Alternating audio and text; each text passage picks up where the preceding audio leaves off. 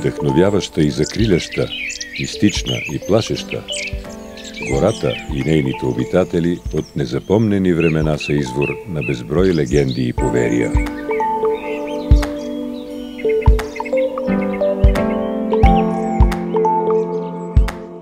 Според древните летописци, някога почти 3/4 от земите на съвременна България били покрити с гора.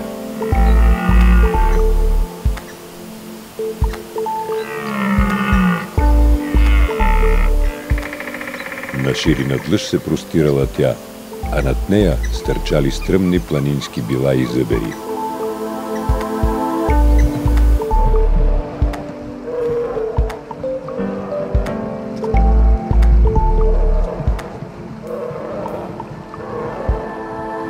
Убежище на диви зверове, горските дебри дълго време останали недостъпни за човека.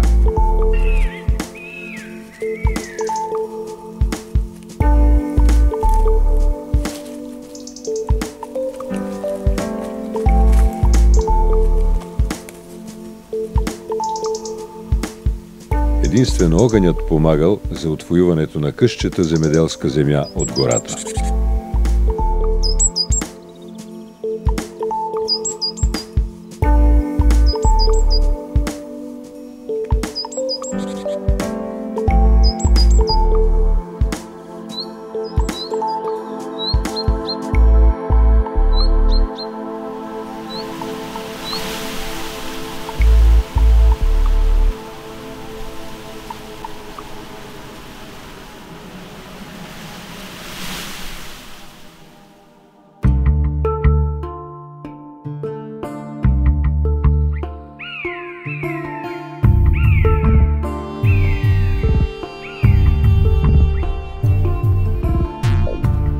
От натиска на човешката цивилизация, гората по нашите земи постепенно отстъпила.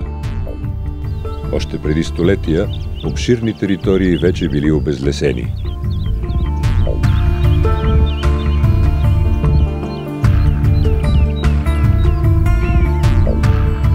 Единствено самотните дървета, стърчащи по олиселите баири, напомняли за величествените гори от древността.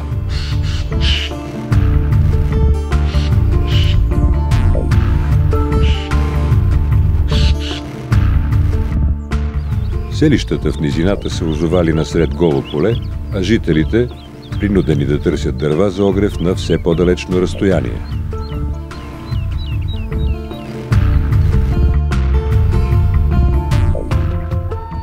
Рудодобивът на свой ред взел тежък данък от гората, оголвайки планински дерета и склонове.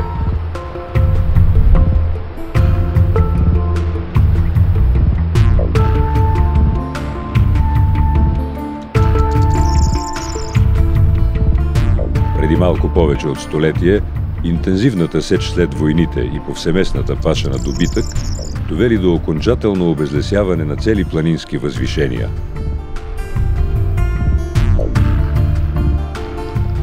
Подложената на ерозия почва загубила плодородните си свойства и там земята била изоставена от човека.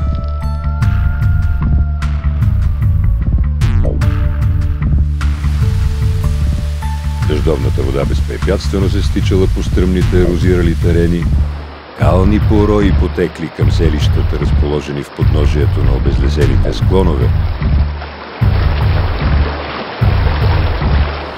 И жителите им вече бедствали след всяка разразила се над планината буря.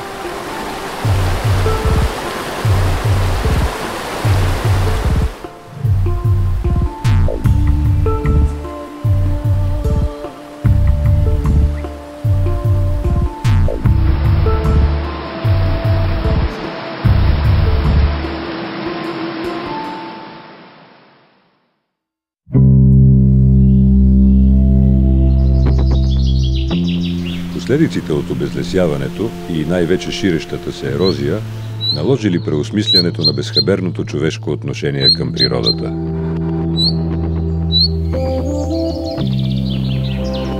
Малко повече от столетия ни дали от времето, когато у нас били въведени познатите ни и до днес добри практики за стопанисване и опазване на горите. Хората най-после осъзнали, че гората като самовъзобновим ресурс се нуждае от време за възстановяване. Просто трябвало да следва естествения си природен кръговрат.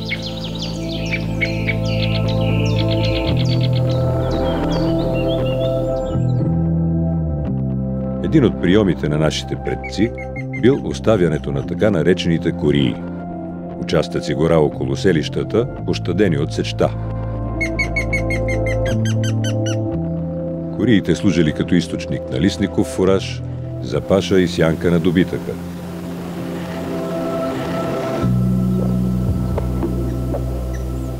Въпреки че възстановителните способности на гората са силно повлияни от промените в климата, много такива насаждения оцелели и до наши дни.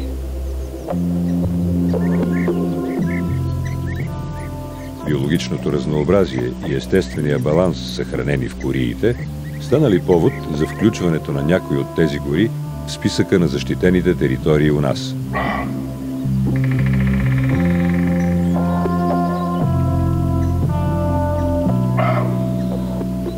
Емблематичен пример за такъв резерват, бивша Кория, е Соколата.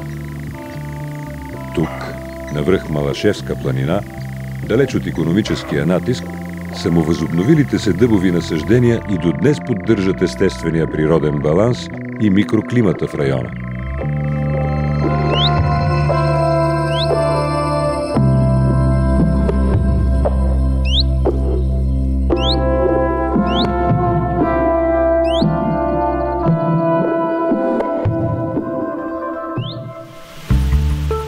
Други дъбови насаждения обаче, макар и обявени за защитени, все още са подложени на безмилостно унищожение. Сред най-засегнатите са Юлиевската и Туловската кории в Казанлъшката котловина.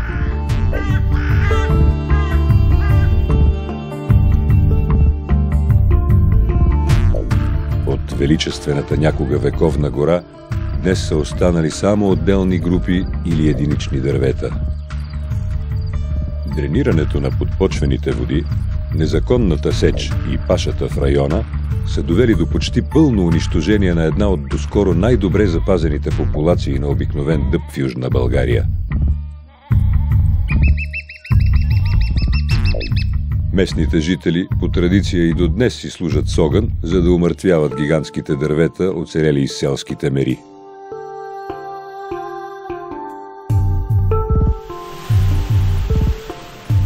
Самотните дънери насред полето свидетелстват какво бъдеще очаква и останалите насаждения, ако не се предприемат спешни мерки за ефективното им опазване.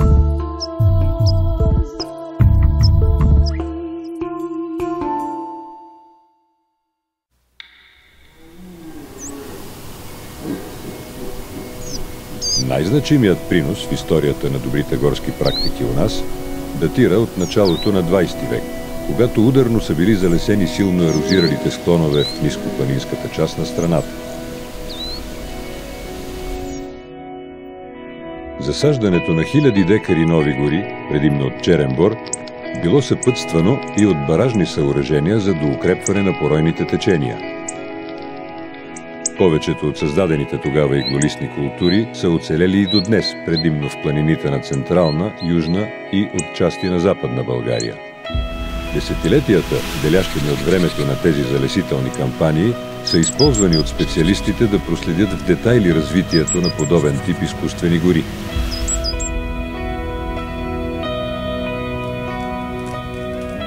Днес в една част от тези насаждения се наблюдава самовъзобновяването на бора. Гъст иглолистен подръст на места плътно покрива горската повърхност.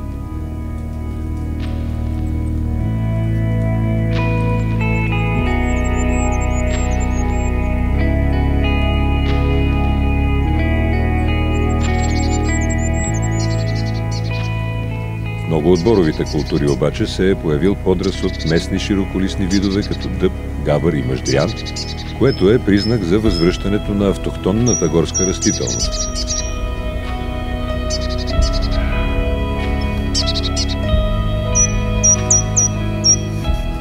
Често тези процеси се развиват паралелно в едно и също насаждение, като потвърждение за пряката зависимост на гората от природните условия и методите за нейното стопанисване.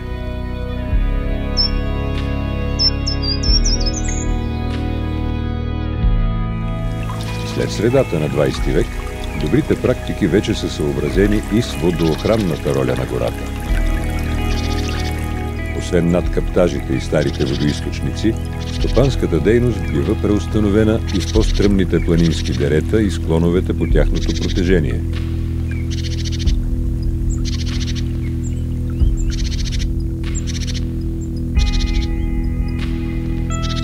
На тези терени са обособени така наречените водоохранни гори.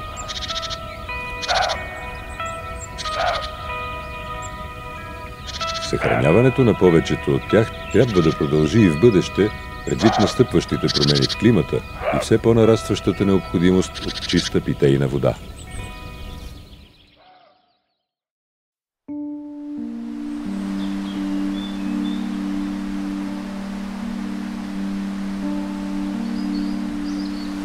Наши дни, достигналото висотата на птичи поглед човешко познание, налага нов, комплексен подход при оценката на природните ресурси.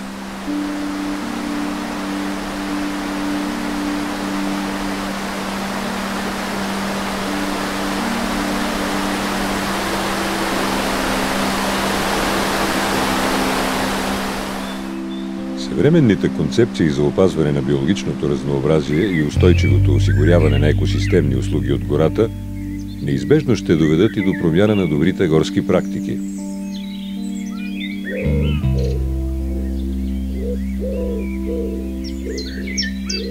Осъзната ли ще бъде тя и дали е възможно съвместяването на добива на дървесина и недървесни горски продукти с природозащитните мерки? What you can observe currently in European forest policy and management are two major trends. On one hand, you have policies that try to promote and support the intensification of forest management, so harvest more. This is, for instance, represented by policies that promote the production of energy from forest biomass and in general terms to support forest industries with raw material. And on the other hand, you have policies that support strict conservation, the setting aside of forest areas for conservation purposes. So this is a kind of an interesting situation where on one hand you have the intensification attempt and on the other the extensification attempt.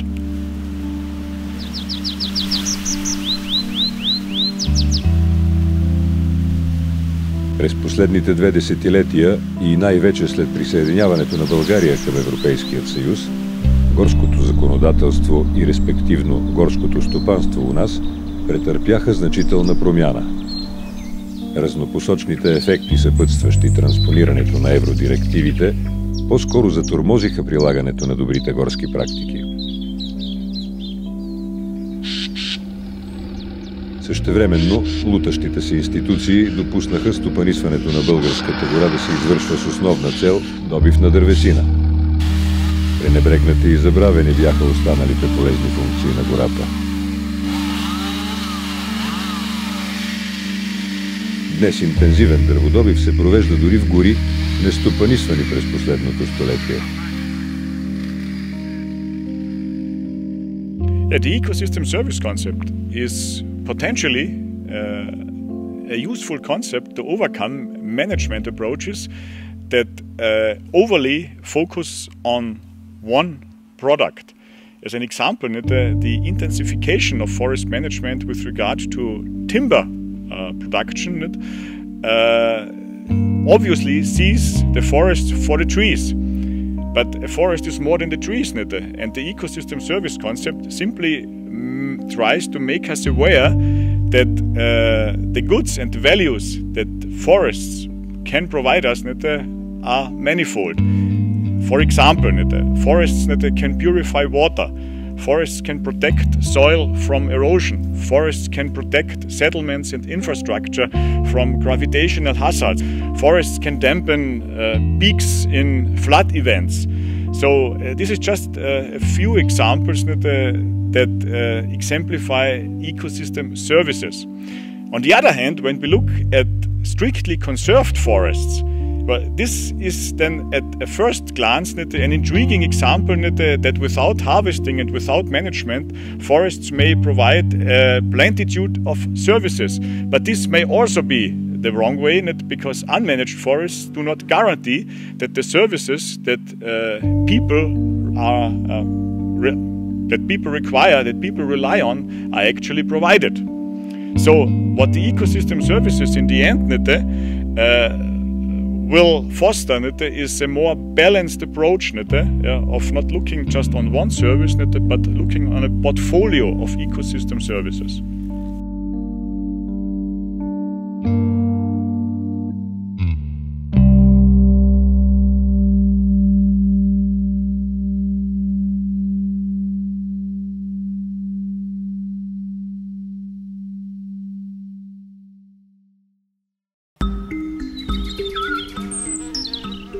Анализът на проблемите пред горско-стопанският сектор у нас недвусмислено показва, че в основата на противоречието между преките и косвени ползи от горите се поставя добивът на дървесина.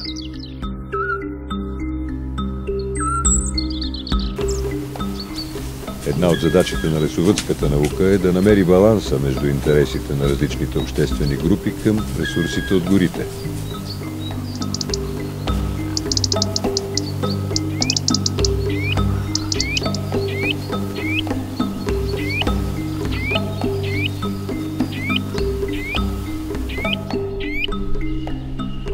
Осъвременяването на добрите горски практики включва поддържането на насаждения близки до естествените структури.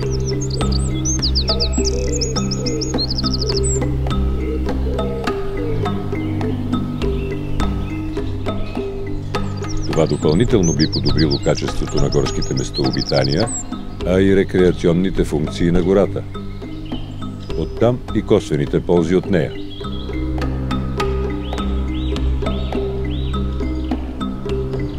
В търсенето на така желания баланс на интереси, лесовъдите биха могли да си послужат с уроците от близкото минало, когато фокусирането на обществения интерес само върху дивидендите от отделен ресурс е довело до обезлесяване и ерозия.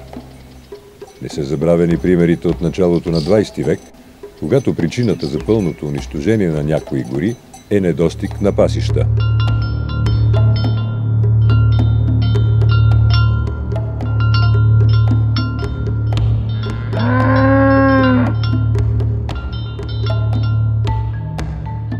Съвременен пример за унищожение на територии, заемани от горите, е изграждането и разрастването на зимните курорти с съпътстващите ги съоръжения. Прочистването на километри просеки за писки и лифтове води до фрагментиране на насажденията и снижава качеството на другите екосистемни услуги, предоставени от горите, като изключим рекреационните.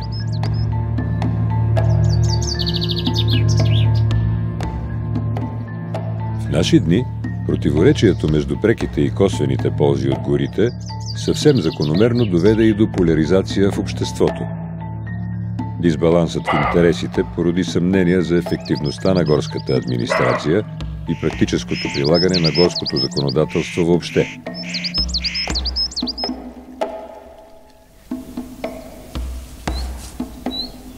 Факт е и липсата на национална горска инвентаризация на българските гори, извършвана в постоянни опитни площи, каквато от десетилетия се прилага в останалите държави от Европейския съюз.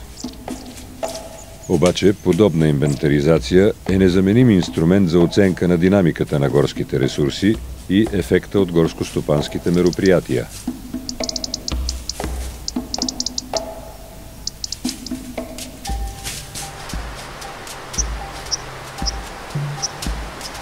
Един от съвременните обществени инструменти за поддържане на баланса от интереси е горската сертификация.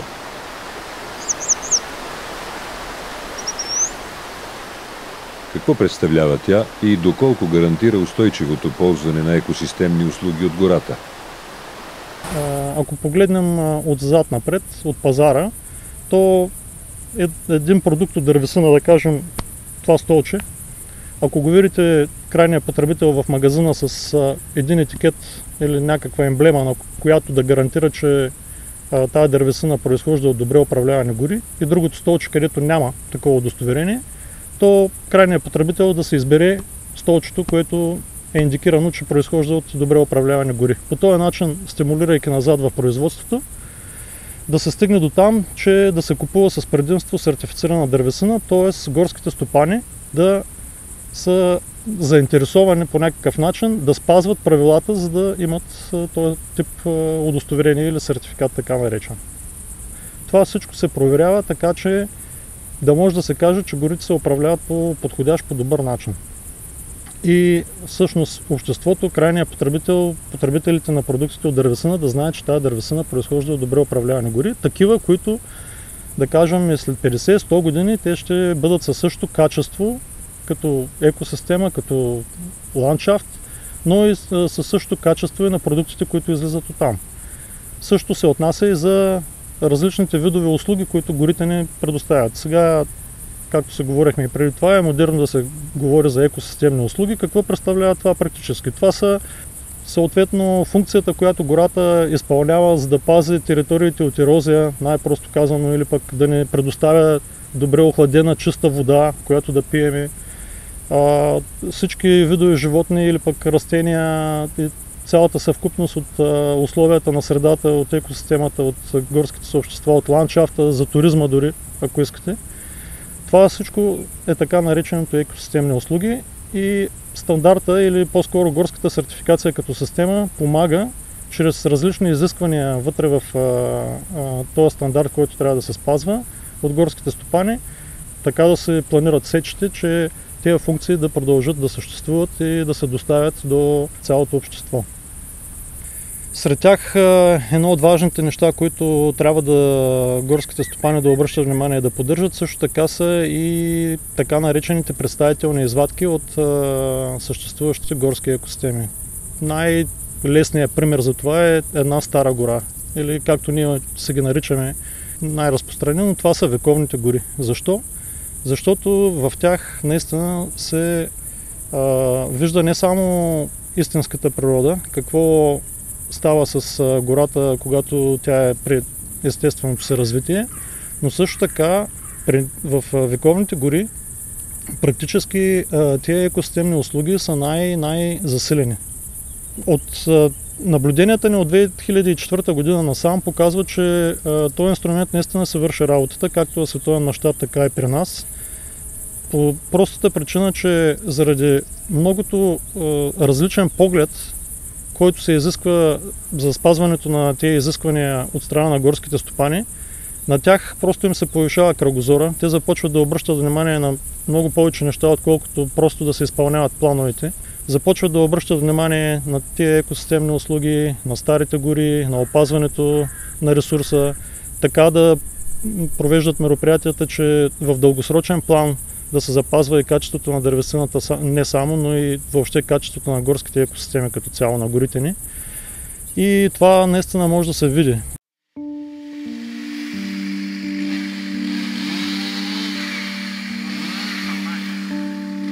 Мит ли е устойчивото стопанисване на горите, или пък едновременното осигуряване на разнообразни ползи и услуги би било възможно чрез осъществяването на така нареченото многофункционално горско стопанство?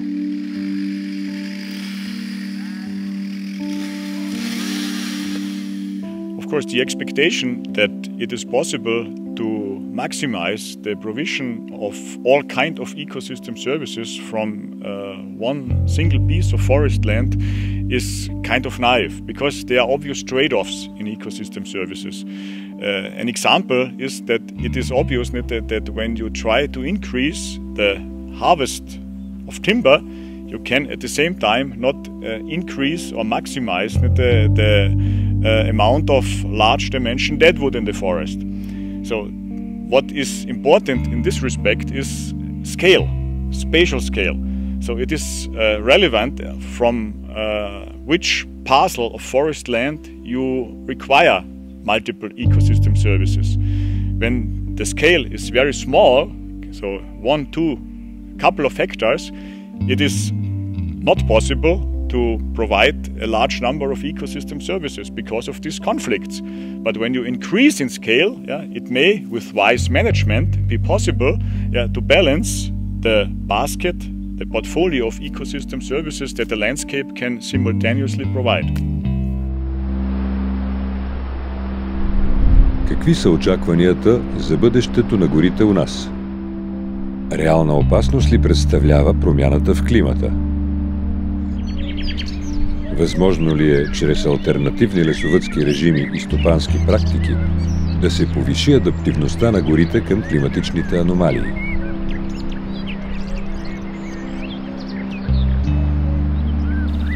Около 3/4 от горите на България са държавни и очакванията са те да допринасят полза на максимално широк кръг от обществото. Това обаче не може да стане, когато единственият разпознато ценен ресурс от горите е дървесината. Необходимо е да се прилага мултифункционално стопанисване на горите за осигуряване на максимално много екосистемни ползи и услуги. За да стане това обаче е необходимо да се познават взаимовръзките между тези екосистемни ползи и услуги. Така, например, за условията на Родопи, планина, чрез използването на симулационни модели, ние установихме, че промяна на сегашния начин на стопанисване на горите и въвеждане на разновъзрастни системи на стопанисване, също както и запазване на биогрупи на староста в насажденията, ще допринесе за почти двойно увеличаване на качеството на хабитата на горски птици, като при това компромиса с дървопроизводствените функции на горите ще бъде минимален. Подобно алтернативно стопанисване на горите ще доведе и до подобряване на почвозащитните и водоохранни функции на гората. Често обезпечаването на екосистемни ползи от горите е извън възможностите на нашия непосредствен контрол. Така, например, при условията на климатични промени. Според повечето изследователи, промяната в замърсяването на атмосферата вследствие на техническата революция през последните 100 години ще доведе до ненормално високи температури, което се очаква да се отрази негативно и върху горските екосистеми. Това е в световен мащаб. За нас е също така важно какво би се случило в България с българските гори. Наше изследване, също за условията на Родопите, показва, че при интензивни климатични промени може да се очаква промяна на състава на горите, като смърча и бука в по-ниския и частично в средния пояс да отстъпат място на видове като черен бор, ела, горун и съответно очакванията са за драстично понижение на дървопроизводствените функции на горите. Всичко това ще промени философията на горско-стопанския отрасъл в страната, като все повече ще трябва да се набляга на потенциала на горите да осигуряват разнообразни екосистемни функции и услуги, а не толкова дърводобив.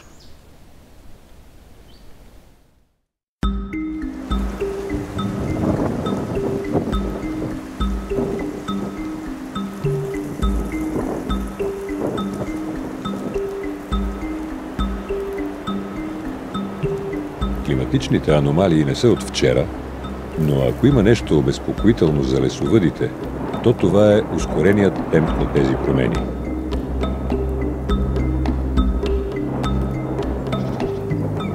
Изследванията на потенциалните опасности, които повишаването на температурите и промяната в режима на валежите носи за горите, вече са от особена важност.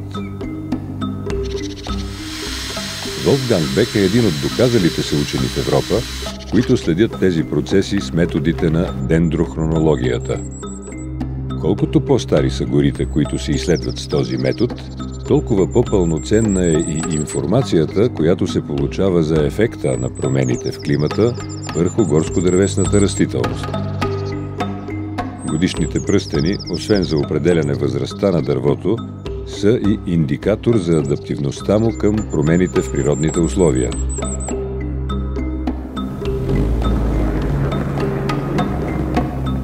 В търсене на подходящи опитни площи, Волфганг се е обърнал за съдействие към колегите си от Института за гората при Българската академия на науките. С тях на помощ днес той посещава склоновете на Южен Пирин.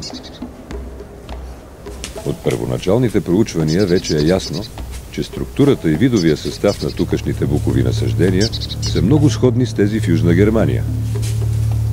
А там вече се наблюдават първите признаци на деградация на горите в резултат на климатичните промени.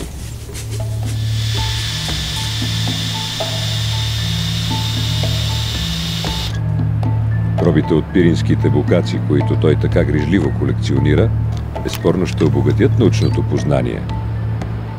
Но превръщането на тези данни в инструмент за балансиране на обществените интереси е дълъг и сложен процес.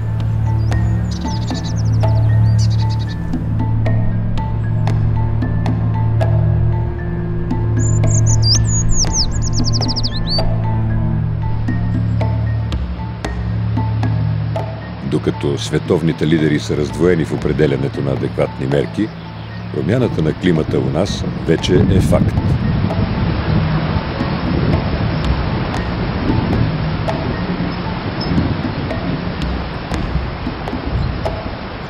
За да се убедим в това, е достатъчно просто да погледнем през прозореца. Невиждани от десетилетия стихии вече са обичайно явление и за умерения климатичен пояс. Мека зима, кратка пролет, знойно лято, сезони изпъстрени с температурни рекорди, поражения върху инфраструктурата и населените места.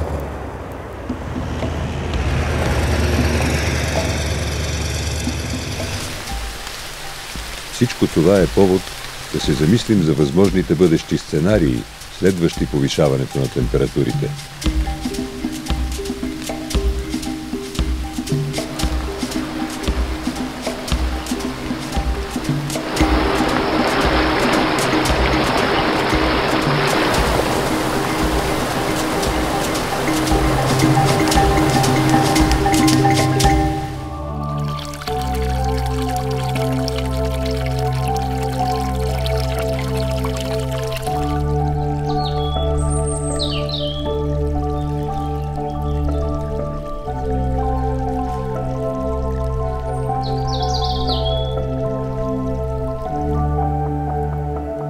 Днес ролята на лесовъдската наука като балансьор ни задължава да сме сред първите, които да посочат конкретните решения. И не е необходимо да търсим примери чак в Германия, за да проследим етапите на деградация на горските екосистеми.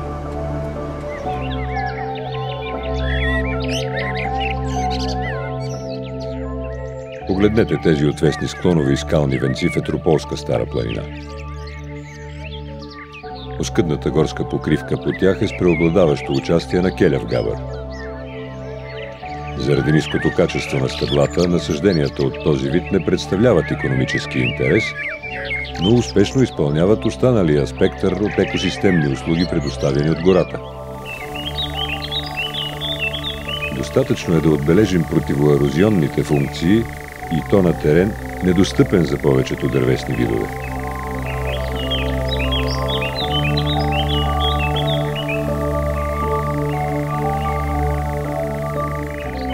При тези условия келевият габър формира устойчиви съобщества. Наблюденията ни сочат, че на места постепенното възвръщане на дъбатук е възможно.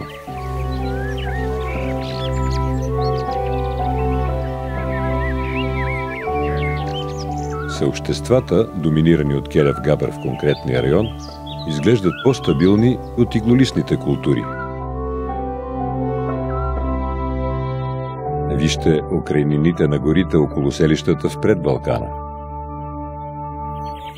Унищожените иглолистни култури тук биват заменени само за няколко години от широколистни насаждения с участието именно на този вид. И всичко това става без инвестиции от страна на човека.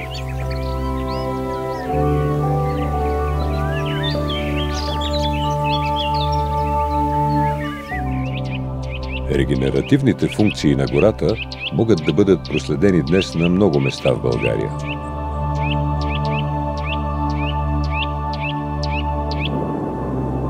Моделите за потенциалното поведение на конкретни дървесни видове в условията на климатични промени са вече пред очите ни. Остава само да съчетаем досегашните добри горски практики с адекватни на промените горско-стопански мероприятия.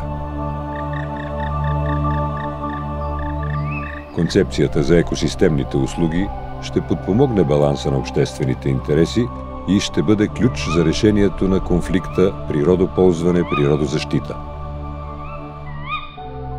Останалото ще бъде плод от самовъзобновителните способности на самата гора.